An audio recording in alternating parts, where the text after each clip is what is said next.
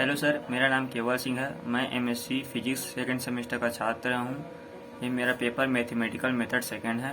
मेरा टॉपिक है metric tensor length of a vector angle between tensor. First मैं बनाया हूँ मेट्रिक टेंसर।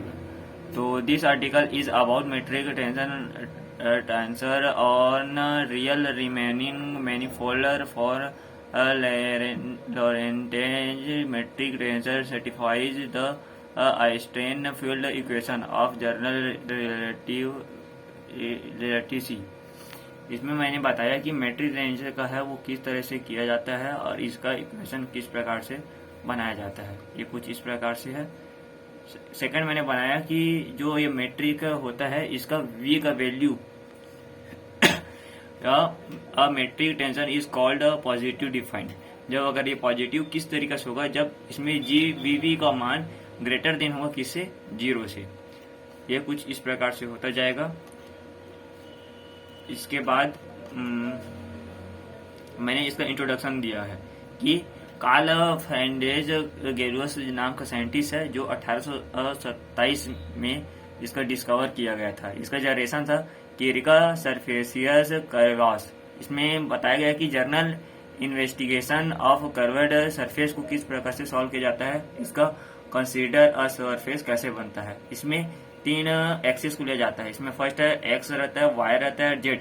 इसको टेम्परली इसको चेंज करके यू वी से भी सॉल्व करते हैं, जो इस प्रकार से है, जिसमें आर यू वी की जगह किया गया है। इसमें x u v, y u v और जेड यू 3 भाग में डिवाइडेड कर दिया गया है। ये डिपेंडिंग रहता है यूवी, जो यूवी है ये सब डिपेंड रहेगा एक्स वाई जेड के लिए। इसे ओपन सेट में डी कहा जाता है, जो यूवी का प्लेन रहता है। ठीक है, तो ये कुछ इस प्रकार सॉल्व किया जाता है। हाँ, अब यहाँ पर जो यूवी है इसको टेकन कर देते हैं, किस में डिपेंड कर देते हैं। एक वेरिएबल रहता है जो टी टेकिंग करता है, इसका वैल्यू इज रहता है और इंटरवल रहता है ओपन ए बी से लेकर क्लोज तक।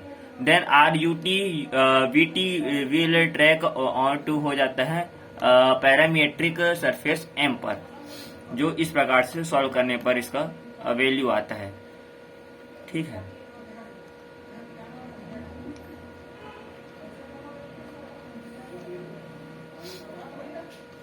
कुछ इस बात है।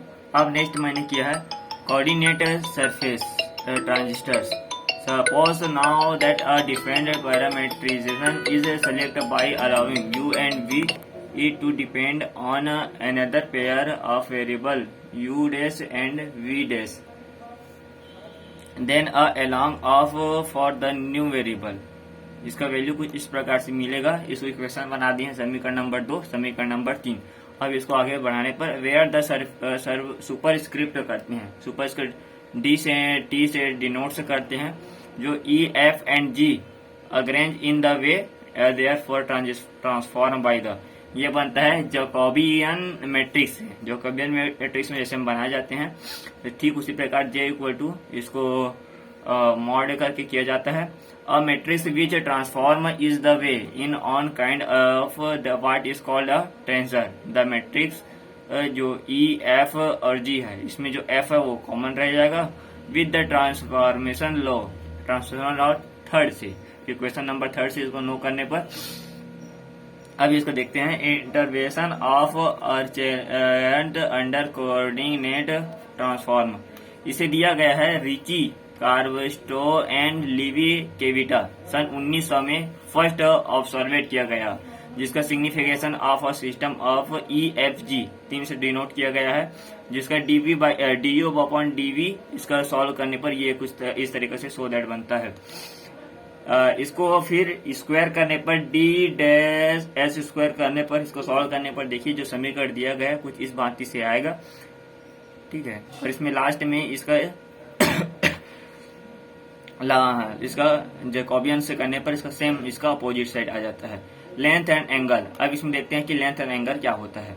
लेंथ और एंगल को समझने के लिए इसमें दिया गया कि another interpretation of a metric transition also candidate by Gauss. Gauss is that it provides a way in which to compute of length so इस भांति से दिया गया है, जो उसको p को डिवाइड कर दिया गया है P1 प्लस P2 में इसको डिवाइड करके UV और U इसमें RU और RV दो अलग अलग हिस्सों में डिवाइड कर दिया गया है। जो A और B पर डिपेंड था पहले जैसे मैं बताया था, जिसमें डिपेंडेंट रहेगा A और B पर, तो A और B को इंटू करने पर, मल्टीप्लाई करने पर, प्रोडक्ट के रूप में करने पर इसका वैल्यू कुछ इस तरीके से आता है। यहाँ पर A और B का वैल्यू चेंज हो जाता है, फिर A को फिर दो भाग में डिवाइड कर देते हैं, B को भी कर देते हैं, सेम इसका वैल्यू इस समीकरण पे नोट करने पर कुछ इस तरीके से आता है, जो G A B से बढ़कर G B A पर आ जाता है। इसका मीनिंग क्या होता है कि A और B और A सेम इक्वल आ रहा है। ठीक है, अब देखिए मैंने यहाँ बनाया है कि it is also bilinear meaning that is a linear in each variable A and B subscripts that is. कुछ इस इक्वेशन से समझ पा रहे हैं कि हम कैसे इसको डिनोट करते हैं। ठीक है, अब इसमें मैंने टेजेंट वेक्टर A को गिवन बाय में किया गया है, जिसका वैल्यू होता है √G and the angle theta between two vectors A and B to counted by. ठीक है, अब मैंने समझाया कि एरिया क्या होता है। एरिया को समझने के लिए देखिए मैं बताया हूँ कि the surface area is another numerical quantity, मतलब इसका क्वांटिटी न्यूमेरिकल के रूप में रहेगा, जिसे कैपिटल M से डिनोट करते हैं, और इसका वैल्यू निकालने के लिए R U फिर डिपेंड रहेगा, इसका डोमेन रहेगा D और U एक प्लेन रहेगा। द सरफेस एरिया में M जो गिवन बाय दिया गया है, इसका इंटीग्रल निकालने पर देखिए कुछ इस प्रकार से आ रहा है, वेयर डिनोट्स द, जो यहाँ पर क्रॉस प्रोडक्ट है, इसको डिनोट करने के लिए देखिए इस तरह से किया जाता है, इसके आगे कंटिन्यू इधर बढ़ाया गया है। इस इक्वेशन से हम ये समझ सकते हैं कि the integral can be written by, इसको इस तरीके से भी लिखा जा सकता है, where dash is into determinant, इसको डिटरमिनेंट से डिनोट करते हैं। अब इसका डेफिनेशन बताया हूं मैं कि let M be a smooth manifold, इसका एक स्मूथ मैनिफोल्ड ऑफ डेमिनेशन रहेगा जो n पर डिपेंड करेगा, जो इस तरीके से बनेगा। इन केस में n जो है वो इक्वल रहेगा 2 के। ठीक है, ये जो समीकरण आया है इसको सेटिस्फाई कर रहा है, ये कौन सी में, स्केलर में, रियल नंबर स्केलर में ये सर्टिफाई हो रहा है। ठीक है, अब इसको आगे फिर ले जाने पर देखिए जो बनाया गया समीकरण है। अब मैंने निकाला है कि कंपोनेंट ऑफ द मैट्रिक्स, इस मैट्रिक्स में कंपोनेंट को कैसे यूज करते हैं। देखिए इसमें the component of matrix in any basis of vector field on frame F equal to x1 से लेकर S इक्वल टू n तक, जो गिवन बाय रहेगा, इसको सॉल्व करने पर समीकरण नंबर 4 हमें इस तरीके से मिल जाएगा। ये हमारा समीकरण नंबर 4 है, आगे करने पर ये हमारा समीकरण 4 प्राप्त हो गया। द n स्क्वायर जो समीकरण 4 का है, उसी का आगे बढ़ने पर सिमेट्रिक मैट्रिक्स हमें इस तरीके से प्राप्त होगा, जिसका बाइलिनियरी नंबर कुछ इस तरीके से रहेगा, जो कोफिशिएंट रहेगा इक्वेशन 4 का। ठीक है सर, अब यह है लास्ट हम लोग का मैट्रिक्स इन कोऑर्डिनेट। कोऑर्डिनेट को समझने के लिए हमें क्या पता है कि U और M है, इसका रियल वैल्यू क्या रहेगा, n रहेगा, जो F इक्वल टू जो ये समीकरण है इस तरीके से रहेगा। इसके आगे से सॉल्व करने पर कुछ तरीके से हमें समीकरण प्राप्त होता है, देखते जाइए जी।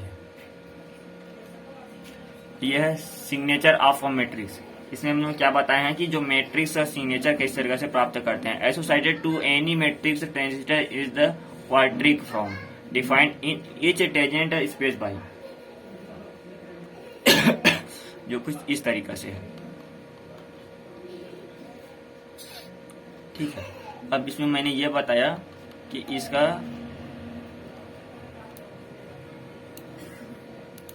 कुछ इस तरीके से है जी सर। हाँ, इसको मैंने डिफाइन किया है कुछ डिनोट से करके। हाँ सर जी सर। इसका raising meaning and lowering indices, ये किस तरीके से समझा सकते हैं। ये है in a basis of vector field F equal to x1 से लेकर xn तक, जो any smooth tangent vector field x can be written in form, जो x हमारे इक्वेशन है। ये समीकरण नंबर हमारे 7 हो गया। इसको लास्ट में हमें बस इतने समझा है कि इसे किस प्रकार से सॉल्व कर सकते हैं। ठीक है सर। हाँ जी सर। हाँ, ये जो सभी समीकरण है कुछ इसी तरीके से प्राप्त होगा हमें। लास्ट है सर, लास्ट पॉइंट है इसका इंट्रोडक्स मैट्रिक्स। ये let u be can an open set जो R से बिलोंग करता है। हाँ, बस इसका नोट से बस रहेगा, बस इसमें ये रहेगा कि more precisely the integral is the pullback of the differentiation to the curve. Thank you sir.